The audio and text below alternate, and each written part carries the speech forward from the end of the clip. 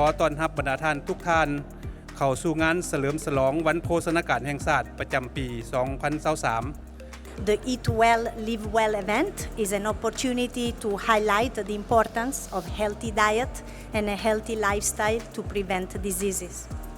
และการร่วมมืออันดีกับสากลรวมทั้งการลงทุนของรัฐบาลการช่วยเหลือของผู้ร่วมพัฒนาก็คือองค์การจัดตั้งสากลต่างๆทั้งภายในและต่างประเทศเฮ็ดให้เรื่องงานโภชนาการนับมือมีความคืบหน้าหลายและได้รับการปรับปรุงดีขึ้น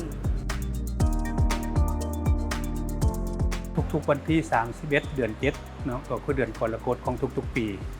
ถือว่าเป็นวันโภชนาการแห่งชาติฉะนั้นรัฐบาลได้ถือวันดังกล่าวนี้เป็นวันหนึ่งเพื่อเป็นการปลุกระดมให้กลุ่มเป้าหมายโดยเฉพาะคนในวัยเจริญพันธุ์แม่หญิงถือพาและก็เด็กน้อยได้เอาใจใส่เกี่ยวกับเรื่องงานโภชนาการปัจจุบันจากการสำรวจอยู่ในสปป.ลาวหมอเนาะพบว่าบรรดาเด็กน้อย1ใน3มีปัญหาทางด้านโภชนาการเพราะฉะนั้นรัฐบาลจึงได้เอาใจใส่ในการแต่งตั้งคณะกรรมการแห่งชาติด้านโภชนาการโดยมีการประกอบส่วนของหลายแขนงการเข้ามามีส่วนร่วมนำกันเป็นต้นแขนงสาธารณสุขแขนงศึกษาแขนงกสิกรรมและกระทรวงแผนการและการลงทุนเคียงข้างกับขาดอาหารแล้วยังมีน้ำหนักเกินเพิ่นเอิ้นว่าโภชนาการบ่ดีหรือว่าตุ้ยเอาพยายามกินตอนกินเนื้อเอาจะได้โปรตีนหลายขึ้นเนาะมาฟังคนว่ามื้อนี้รู้สึกว่าอาหารมันมีหลากหลายแต่ว่าเฮาบ่เข้าถึงแล้วก็เลยมาเรียนมื้อนี้รู้สึกว่าบทเรียนหลาย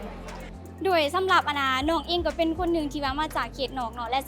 สิ่งที่น้องสังเกตเห็นเป็นคนที่มาเป็นผู้สูงอายุเพิ่นจะมีแบบโรคเกี่ยวกับข้อเหนียงซึ่งว่า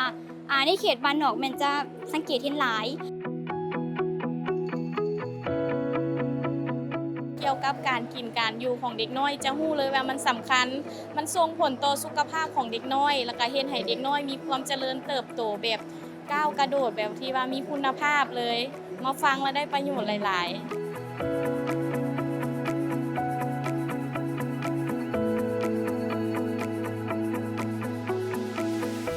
การเฮาจะกินอาหารควรกินให้หลากหลายกินอาหารให้ครบ6หมู่ตามที่ท่านดรได้แนะนำมาหั่น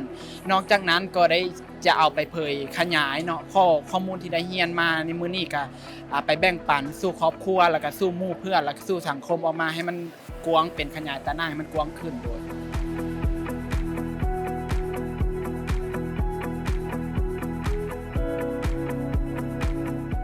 ให้กินประเภททอดหลายและประเภทปิ้งหลายต้องให้มีอาหารประเภทพวกหมูคือสิ้นปลาผัก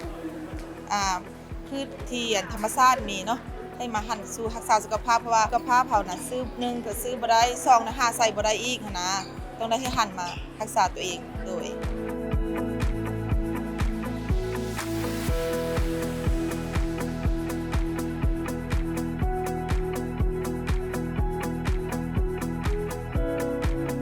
เพราะฉะนั้นอาหารที่มีโภชนาการนี้เป็นอาหารที่บ่มีราคาสูงเป็นอาหารที่มีอยู่ในพื้นบ้านของหมอนเฮาเพียงแต่เฮากินให้ถูกวิธีเช่นเป็นต้นว่าหมอนเฮาอาจจะมีสวนครัวในเรือนด้วยการปลูกการเลี้ยงเนาะแล้วก็เฮ็ดให้อาหารนั้นมีความปลอดภัยและอาหารนั้นก็สิกลายเป็นโภชนาการที่สมบูรณ์แล้วก็เฮ็ดให้ลูกของหมอนเฮาได้กินอาหารที่มีความครบถ้วนทางด้านโภชนาการ